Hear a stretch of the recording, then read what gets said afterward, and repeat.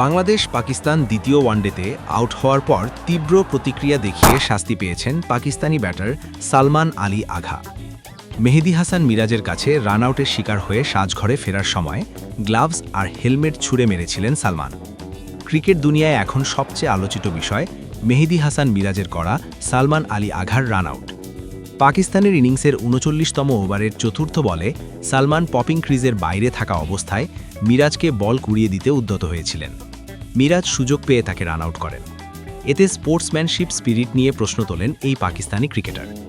ব্যক্তিগত ৬৪ রানে আউট হয়ে সাজঘরে ফেরার সময় গ্লাভস ও হেলমেট ছুঁড়ে মারেন সালমান। এছাড়া তার চেহারায়ও ছিল স্পষ্ট বিরক্তি। এ ঘটনায় ম্যাচ রেফারি তাকে তিরস্কার করার পাশাপাশি একটি ডিমেরিট পয়েন্ট দিয়েছেন।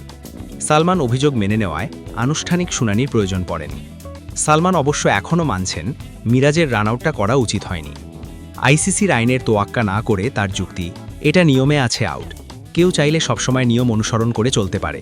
তবে যদি স্পোর্টসম্যানশিপ স্পিরিটের কথা ভাবতে হয়, আমি মনে করি স্পোর্টসম্যানশিপ স্পিরিটও একদম ওপরে থাকবে। যে পরিস্থিতি আসুক না কেন, সে যা করেছে তা ঠিক আছে। আইন অনুযায়ী তার জায়গায় সে ঠিক। যদি আমাকে জিজ্ঞেস করেন তাহলে আমি এখানে ভিন্ন কিছু করতাম। আমি স্পোর্টসম্যান স্পিরিটকেই প্রাধান্য দিতাম। এছাড়া আউট হওয়ার পর নিজের প্রতিক্রিয়ার বিষয়ে সালমান বলেছিলেন, এটা হিট অফ দ্য মোমেন্ট টাইপের ঘটনা ছিল। যদি জিজ্ঞেস করেন আমি মিরাজের জায়গায় থাকলে কি করতাম, আমি ভিন্ন কিছু করতাম। পরে যা হয়েছে সবই হিট অফ দ্য মোমেন্ট। তবে হিট অফ দ্য মোমেন্ট হলেও পার পাচ্ছেন না সালমান, পেতে হলো শাস্তি।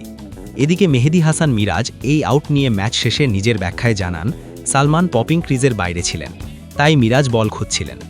যদি রান আউট মিস করতেন তাহলে আরও রানের পেছনে ছুটতেন সালমান, যা বাংলাদেশের দলের জন্য ক্ষতি ডেকে আনত। এছাড়া বাংলাদেশ দলের পাকিস্তানি কোচ মিরাজদের স্পিন ওস্তাদ মুস্তাক আহমেদও জানিয়েছেন, সালমানকে রান আউট করে মিরাজ কোনো ভুল করেননি। যদিও পাকিস্তানের সাবেকরা এ বিষয়ে মিরাজ ও বাংলাদেশকে ধুয়ে দিচ্ছেন। Atiq Hasan, BD sports.